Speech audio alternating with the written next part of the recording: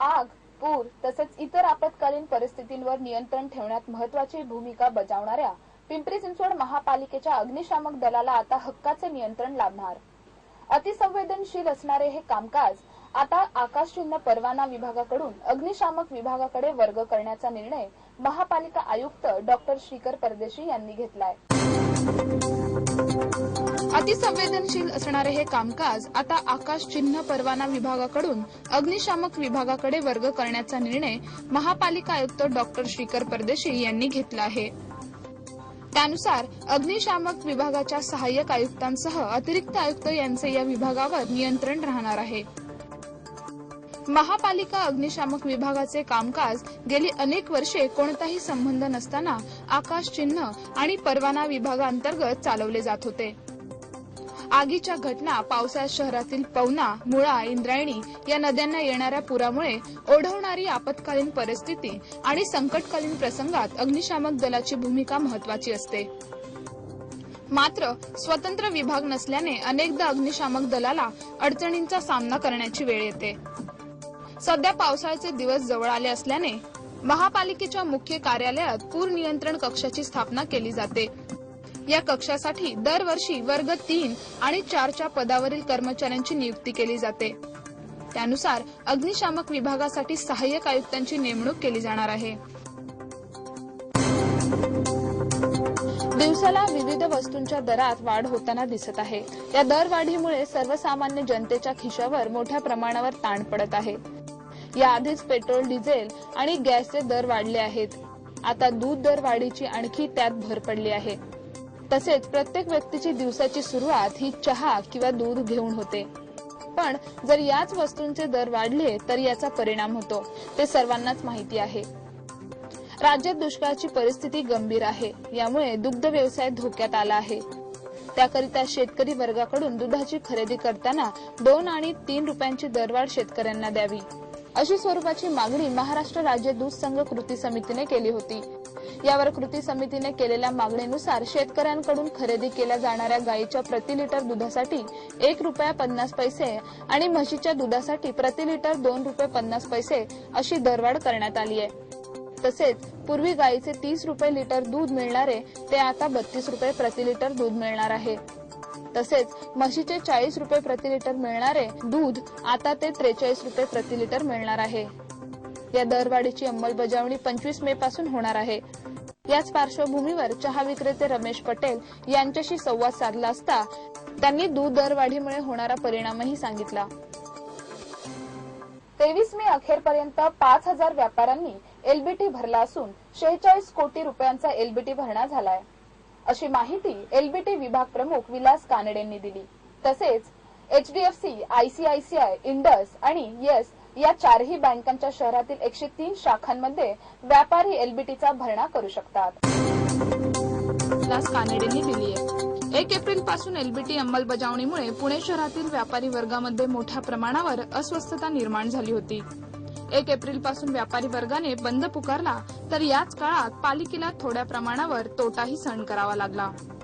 याच बंदाच्या काळात जवळजवळ 64,000 व्यापारी वर्गानं नोंद केली आहे। शहरातील व्यापाऱ्यांनी जर 20 जून पर्यंत एलबीटीची नोंद किंवा भरणा केला नसेल आणि तरीही व्यापारी मालाची आयात करीत असतील अशांवर एलबीटीच्या 5 पट दंडाची कारवाई करण्यात येणार। तसेच 20 जून नंतर ही एलबीटी नोंद किंवा भरणा केला नसेल तर अशा व्यापाऱ्यांवर 2% दरमहा दंड आकारण्यात येणार असल्याची माहिती एलबीटी विभाग प्रमुख विलास कानडेंनी दिली। गुवाहाटी येथून पुण्यात अफूची विक्री करण्यासाठी आलेल्या संशयितांकडून संगमवाडी परिसरात 7 किलो 450 ग्रॅम अफू जप्त करण्यात आलाय। तसेच अफूची वाहतूक करणाऱ्या खुराना ट्रॅव्हल्सच्या चालक वाहकासह बस जप्त करून एकूण 47,19,000 रुपयांचा माल जप्त करण्यात आलाय। अंमली पदार्थ विरोधी पथकाचे प्रमुख पोलीस निरीक्षक सुनील तांबे यांना मिळालेल्या माहितीनुसार संतोष रटकलकर हा खुराना कंपनीच्या लक्झरी बसमधून गुवाहाटीमधून पुण्यात अफू घेऊन येत होता। त्यानुसार 23 मे रोजी सापळा रचून आरोपीला संगमवाडीच्या मोझे पार्किंग परिसरात अटक करण्यात आली। त्याच्याकडे एकूण 7 किलो 450 ग्रॅम अफू मिळाली। 11,17,000 रुपये किमतीची ही अफू पुण्यात आणण्याकरिता बसचा चालक आणि क्लीनरने मदत केली असल्याचे निष्पन्न झाल्याने त्यांना बससहित एकूण 47 लाख रुपयांच्या मालासह अटक करण्यात आले. त्यांच्या विरुद्ध येरवडा पोलीस स्टेशनमध्ये गुन्हा दाखल करण्यात आलाय. या कामगिरीत अप्पर पोलीस आयुक्त शहाजी सोळुंके, पोलीस उपायुक्त संजय शिंदे, अंमली पदार्थ विरोधी पथकातील पोलिसांनी सहभाग घेतला.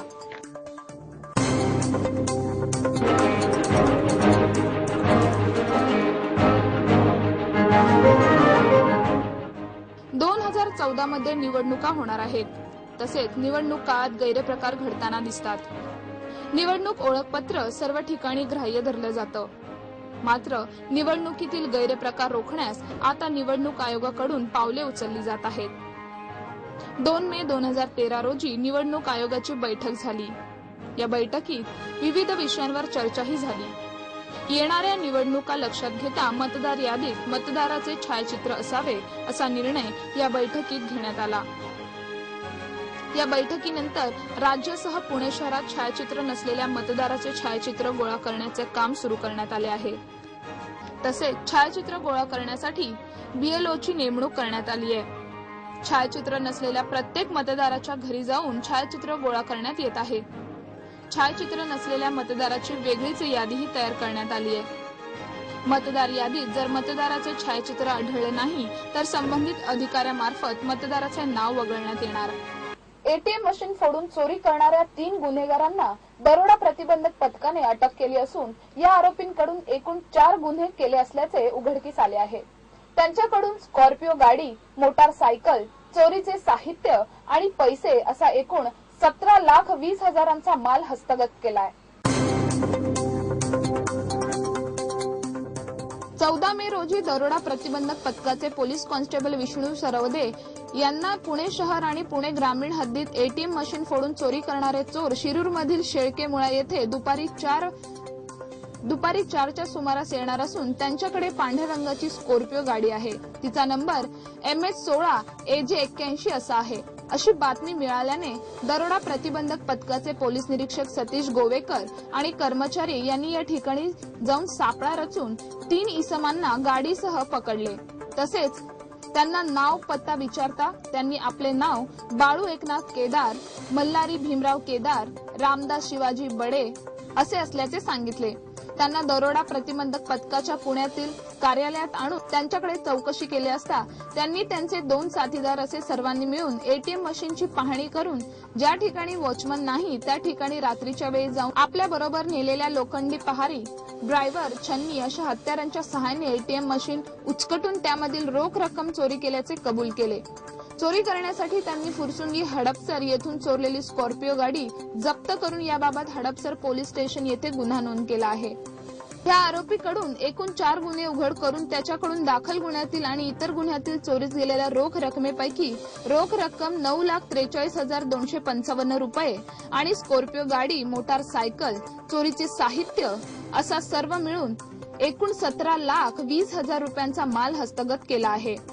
ही कारवाई अप्पर पोलीस आयुक्त गुन्हे पुणे शहाजी सोळुंके, पोलीस उपायुक्त राजेश बनसोडे, गुन्हे पुणे शहर सह पोलीस आयुक्त राजेंद्र भामरे, गुन्हे 1 पुणे शहर यांच्या मार्गदर्शनाखाली दरोडा प्रतिबंधक पथकाचे पोलीस निरीक्षक श्री सतीश गोवेकर आणि 6 पोलीस निरीक्षक तसेच यशवंत फुलवडे, पोलीस कर्मचारी देविदास भंडारी, रघुनाथ मोरे, नसीर पटेल, विलास पालांडे यांनी केली. राष्ट्रीय चित्रपट संग्रहालय आणि आशी सांस्कृतिक आयोजित समग्र गिरीश कर्नाड महोत्सवाचे उद्घाटन ज्येष्ठ नाटककार सतीश आळेकर, अभिनेते डॉक्टर मोहन आगाशे, ज्येष्ठ अभिनेते गिरीश कर्नाड यांच्या हस्ते करण्यात आले. 24 मे ते 26 मे 2013 या दरम्यान समग्र गिरीश कर्नाड महोत्सवाचे आयोजन करण्यात आले.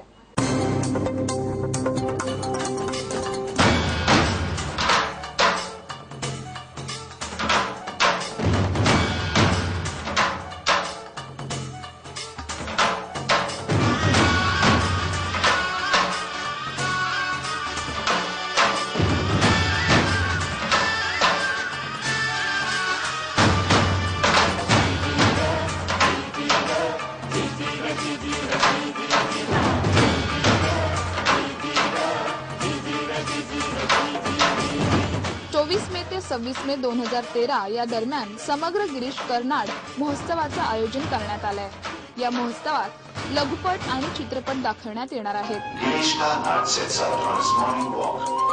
Karnad has traversed many paths as actor, director, thinker, and administrator, leaving his unique footprint in every field.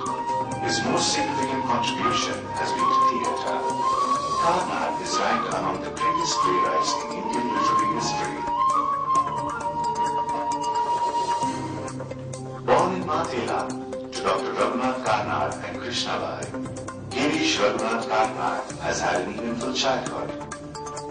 It was only when I was 16 that I realized a very important thing about my family, which was that my mother was a child widow and that she had a son.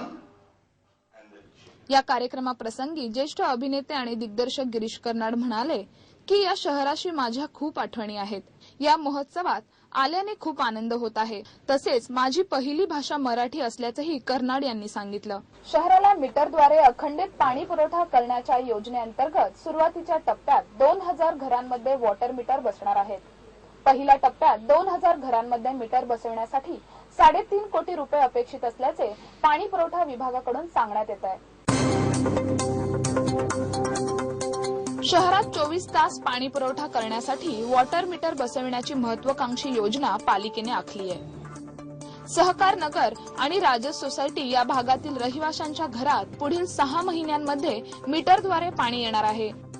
त्यामुळे प्रभाग स्तरावर पुणेकरांचा नेमका पाणी वापर किती होत आहे हे देखील स्पष्ट होऊ शकेल। राजस सोसायटी, सहकार नगर या ठिकाणी सर्वप्रथम हे मीटर बसविले जातील।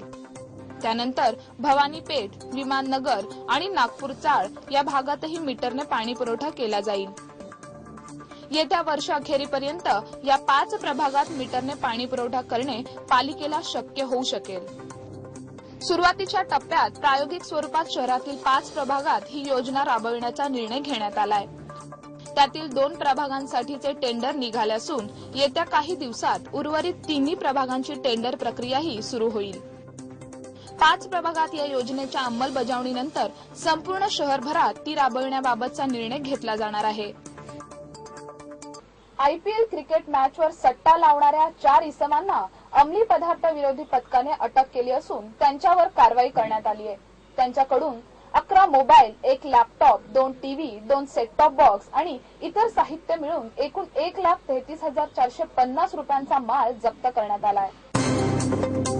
ही बातमी मिळाल्याने पोलीस निरीक्षक सुनील तांबे यांनी ही बातमी श्री शहाजी सोळुंके, अप्पर पोलीस आयुक्त गुन्हे डॉक्टर श्री संजय शिंदे, पोलीस उपायुक्त आर्थिक आणि सायबर गुन्हे यांना सांगून त्यांच्या मार्गदर्शनाखाली अंमली पदार्थ विरोधी पथकाकडील अधिकारी आणि कर्मचारी यांनी कल्याणी नगर परिसरात जाऊन क्रिकेट मॅचच्या कालावधीमध्ये क्रिकेटरवर बेटिंग खेळणारे अझीम मोहम्मद अली अझियानी, हुसेन हादी सांगीवाला यांना ताब्यात घेऊन त्यांच्याद्वारे कल्याणी नगरमध्ये पुण्यातील मुख्य बेटिंग घेणारा अहमद अब्दुल रहमान खोजा उर्फ गुड्डू याच्या राहते घरामध्ये छापा घातला।